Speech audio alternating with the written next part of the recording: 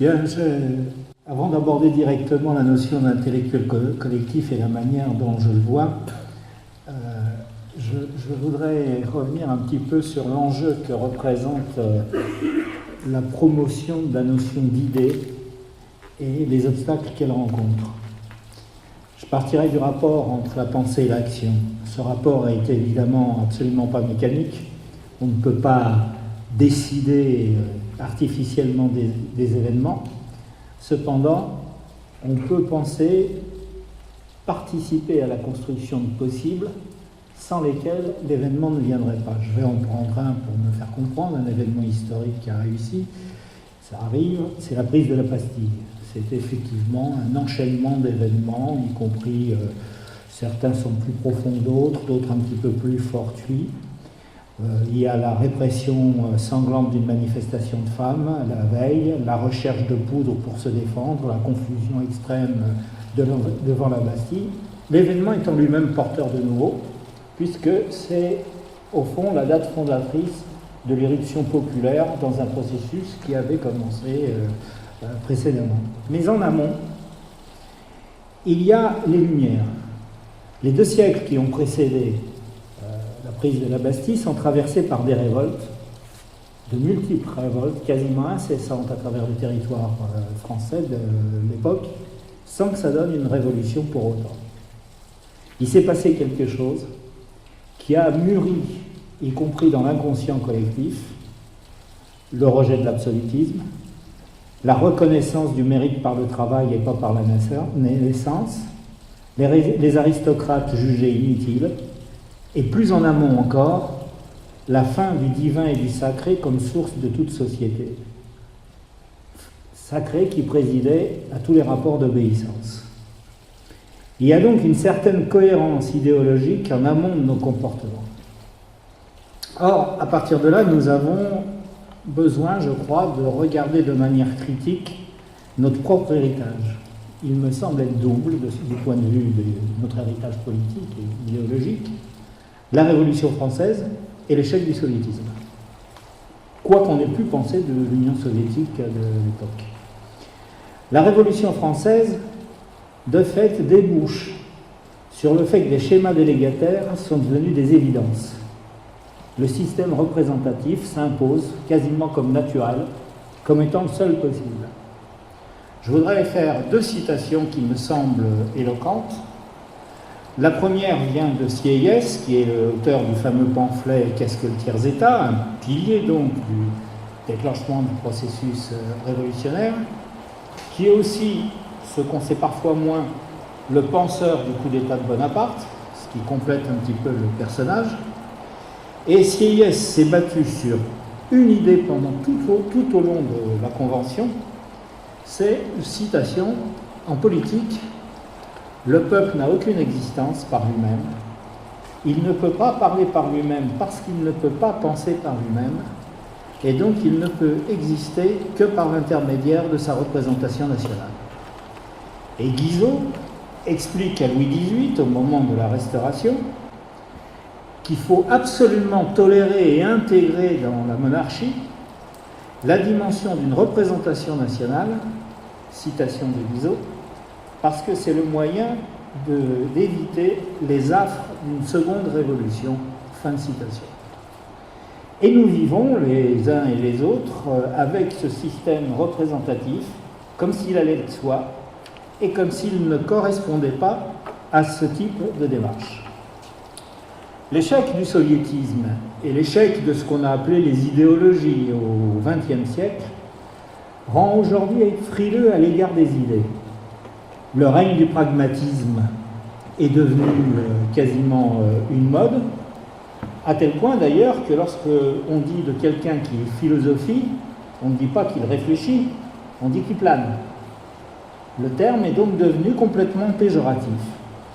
Alors que les pratiques, toute pratique, génère des éléments de culture politique, toute pratique, y compris dans l'inconscient. Si je suis demandeur d'emploi, cela induit comme une évidence le fait que je dépende de l'offreur. Et je suis sur un rapport de dépendance et d'inégalité devant quelqu'un. Il y a donc, à mon sens, un travail de déconstruction à effectuer et d'élaboration d'éléments d'une culture qui soit propre aux dominés d'aujourd'hui.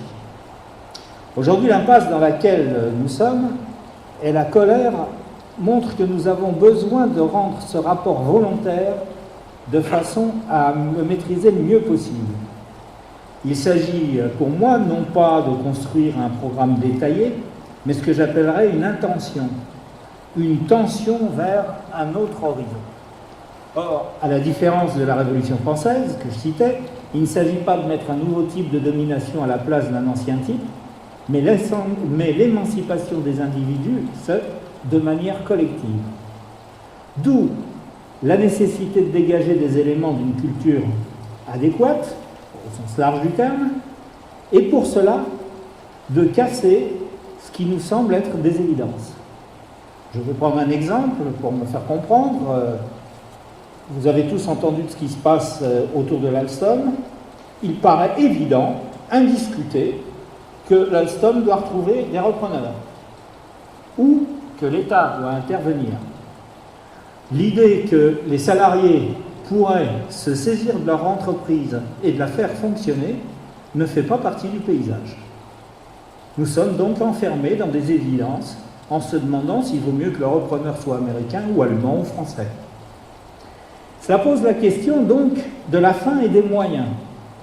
Or, l'émancipation à laquelle je fais allusion, c'est avoir tous les pouvoirs sur soi, pas de manière l'individu replié sur lui-même, mais sur soi et avec les autres soi-même, si je puis dire.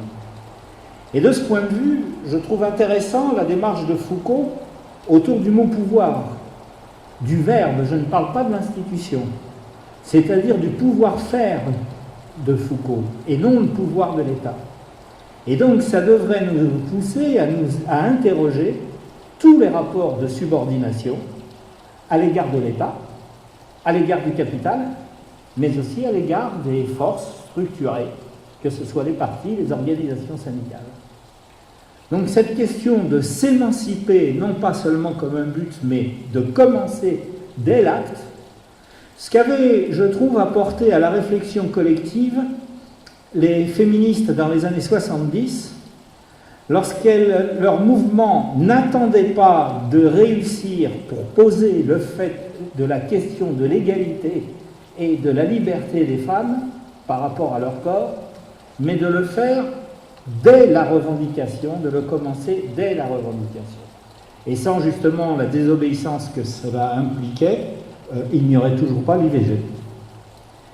Cela pose aussi la question de prendre en compte, au compte des évidences, ce qui paraît être naturellement le travail, et de s'interroger si le hors-travail, qui est jugé aujourd'hui de manière un petit peu condescendante comme du loisir, ne doit pas, au contraire, être introduit comme le fait que, au fond, la production des biens, la production des services repose sur la mobilisation de toutes les compétences humaines.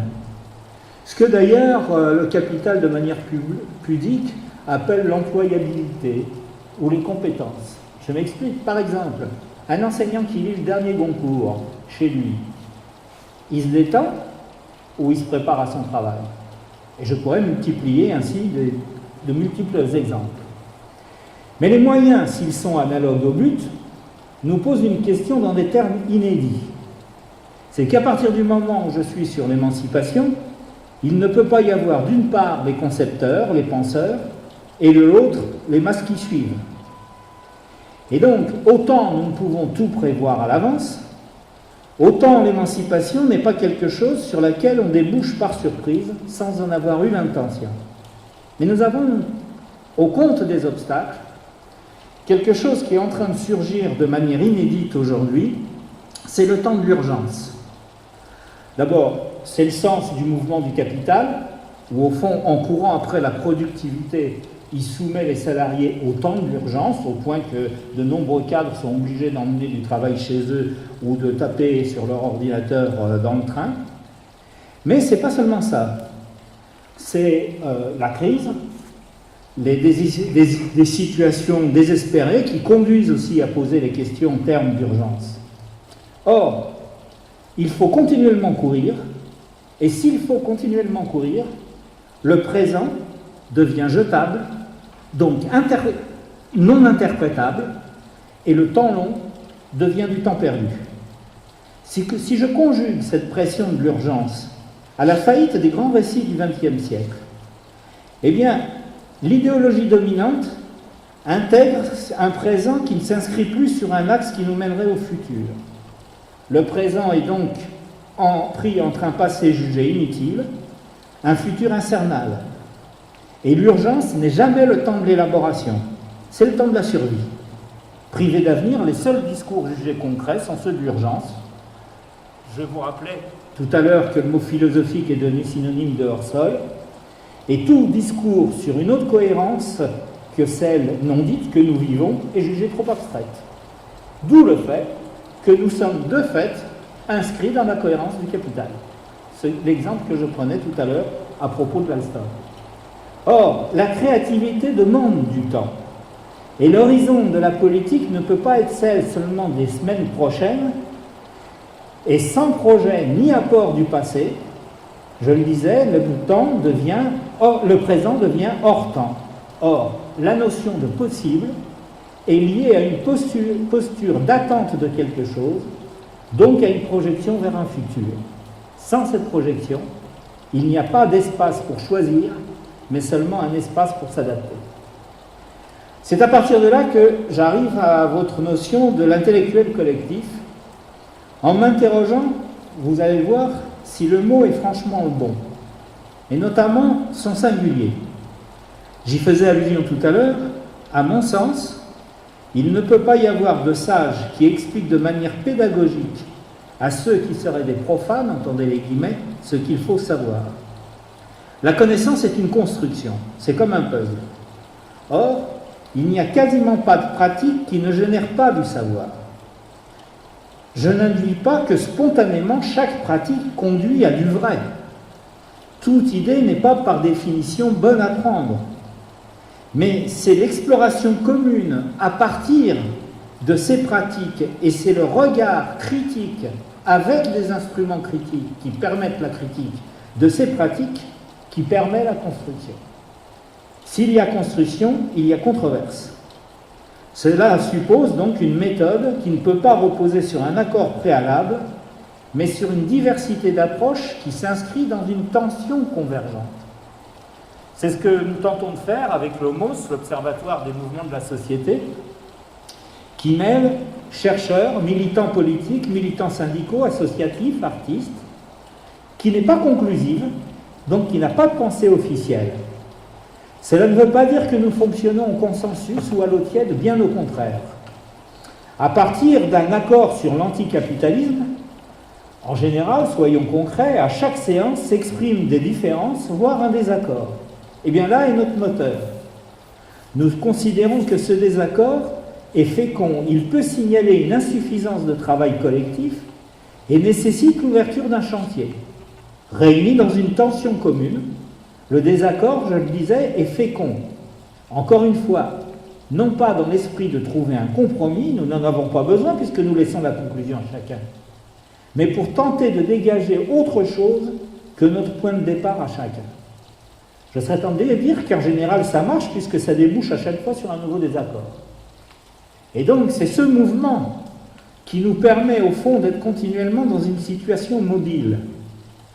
Au fond, si nous voulons construire quelque chose, il faut qu'on s'inscrive dans le fait que toute société est un mouvement, non pas forcément à vitesse constante, mais continuelle, que toute société ne peut être que tension, que ce mouvement ne peut être animé que de la tension, et qu'il s'agit de tenter de faire en sorte que l'agir et les représentations sur lesquelles l'agir s'appuie conduisent à réfléchir sur cet agir, sur ses réflexions et sur ses propres auteurs eux-mêmes, remettant à chaque fois en question ce qui a été le point de départ.